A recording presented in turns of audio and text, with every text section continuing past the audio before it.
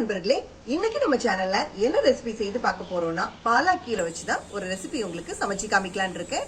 அதுதான் லசோனி பாலாக். அதுக்கு முன்னாடி புதுசா நம்ம சேனல்ல பாக்குறவங்க சப்ஸ்கிரைப் பண்ணிக்கோங்க.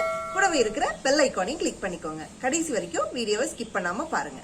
வாங்க லசோனி பாலாக் எப்படி செய்யலாங்கிறத பார்க்கலாம். இந்த ரெசிபி பண்றதுக்கு தேவையான இன்கிரீடியன்ஸ் எல்லாத்தையும் நான் டிஸ்கிரிப்ஷன்ல கொடுத்துருக்கேன், செக் பண்ணி பாருங்க. இந்த ரெசிபி பண்றதுக்காக 2 கட்டு பாலாக் கீரை எடுத்துக்கலாம். இந்த மாதிரி வாஷ் பண்ணி கட் பண்ணி வச்சுக்கலாம். அடுத்ததா ஒரு பாத்திரத்துல நம்ம 4 to 5 கப் வரைக்கும் தண்ணி வச்சு நல்லா கொதிக்கிற மாதிரி வச்சுக்கலாம். இது எதுக்கு பண்றோம்னா இந்த பாலாக் கீரையை நம்ம வேக வச்சு எடுத்துக்க போறோம். இந்த கீரையை நல்லா கொதிக்கிற தண்ணியில போட்டு ஒரு 2 to 3 minutes போட்டுட்டு நம்ம எடுத்துக்கலாம்.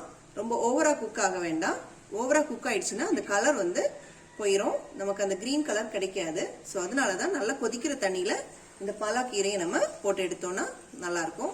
தண்ணி நல்லா பாயில் ஆயிடுச்சு. இந்த டைம்ல நம்ம பாலாக் கீரையை நம்ம ஆட் பண்ணிக்கலாம்.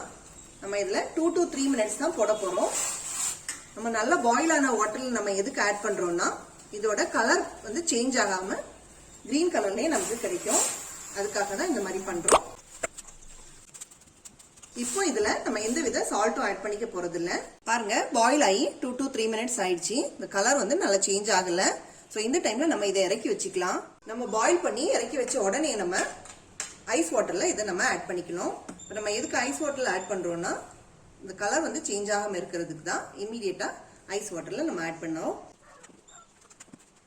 இந்த மாதிரி ஐஸ் வாட்டர்ல 5 minutes ஊற வச்சுக்கலாம். பாருங்க, 5 minutes ஆயிடுச்சு.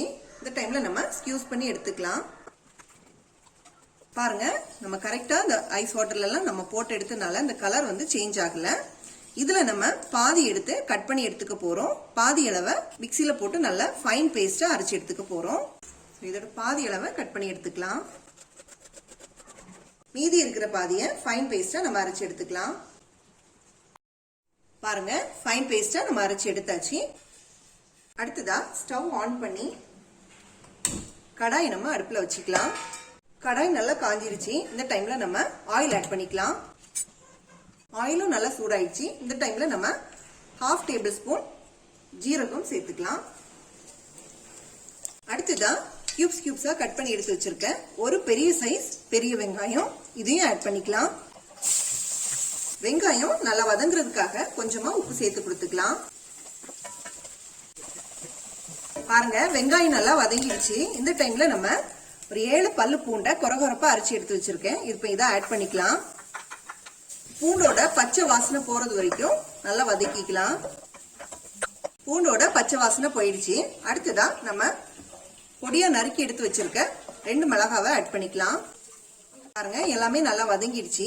அடுத்ததா 1/2 tablespoon மஞ்சள் பொடி ஆட் பண்ணிக்கலாம். பாருங்க, மசாலாவோட பச்சை வாசனை எல்லாம் நல்லா போயிடுச்சு. அடுத்ததா நம்ம எடுத்து வச்சிருக்க 1 tablespoon அளவு கடலை மாவை ஆட் பண்ணிக்கலாம். லோ ஃப்ளேம்ல வச்சு கிளறி விட்டுக்கலாம். பாருங்க, இப்ப எல்லாமே நல்லா வதங்கிடுச்சு. அடுத்ததா நம்ம கட் பண்ணி எடுத்து வச்சிருக்க பாலாக்கா ஆட் பண்ணிக்கலாம்.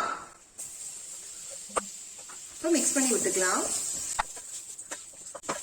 அடுத்ததா நம்ம ஏற்கனவே பேஸ்ட் அரைச்சு எடுத்து வச்சிருக்க இந்த பாலாக் பியூரிய, அதாவது பாலாக்கை நம்ம ஆட் பண்ணிக்கலாம். இப்ப நம்ம லோ ஃப்ளேம்ல வச்சுதான் குக் பண்ண போறோம். அடுத்ததா நம்ம 1/2 கப் அளவு தண்ணி ஆட் பண்ணிக்கலாம். ஃபைனலா இதுக்கு தேவையான சால்ட் ஆட் பண்ணிக்கலாம். நல்லா மிக்ஸ் பண்ணி விட்டுக்கலாம். இது ஒரு 2 to 3 minutes இருக்கட்டும். பாருங்க, நல்லா கொதிக்க ஆரம்பிச்சிருச்சு. இந்த டைம்ல நம்ம ஃப்ளேம் ஆஃப் பண்ணிக்கலாம். அடுத்ததா இதை நம்ம தாளிச்சு ஊத்திக்கலாம். தாளிக்கிறதுக்காக ஒரு கடாயை நம்ம அடுப்புல வச்சுக்கலாம். கடாய் நல்லா காஞ்சிடுச்சு. இந்த டைம்ல நம்ம கீ ஆட் பண்ணிக்கலாம். நார்மல் எண்ணெயில கூட நம்ம தாளிச்சுக்கலாம். நான் கீ ஆட் பண்ணா இன்னும் டேஸ்ட் நல்லா ஜாஸ்தியா இருக்கும். அதனாலதான் கீ ஆட் பண்றேன். 1/2 tablespoon ஜீரகம் ஆட் பண்ணிக்கலாம். அடுத்ததா ஒரு 5 பல்லு பூண்டு நீள்வாக்குல கட் பண்ணி எடுத்து வச்சிருக்கேன். இப்ப அதையும் ஆட் பண்ணிக்கலாம். அடுத்ததா கொஞ்சம் காஞ்ச மிளகாய். இப்போ நம்ம தாளிச்சதை எடுத்து பாலாக் கூட ஆட் பண்ணிக்கலாம். பாருங்க, இப்போ நம்மளோட லசோனி பாலாக் சாப்பிடுறதுக்கு ரெடியா இருக்கு. இப்போ ரொம்பவே டெலிஷியஸ் டேஸ்ட் தரக்கூடிய லசோனி பாலாக் சாப்பிடுறதுக்கு ரெடியா இருக்கு. இந்த மாதிரி சமைக்கிறது உங்களுக்கு பிடிச்சிருந்துச்சுன்னா உங்க வீட்லயும் ட்ரை பண்ணி பாருங்க. இந்த வீடியோ உங்களுக்கு யூஸ்ஃபுல்லா இருந்துச்சுன்னா லைக் பண்ணுங்க, ஷேர் பண்ணுங்க, சப்ஸ்கிரைப் பண்ணுங்க. உங்களோட கருத்துக்களை எங்களுக்கு கமெண்ட் பாக்ஸ்ல பதிவு பண்ணுங்க. Happy cooking.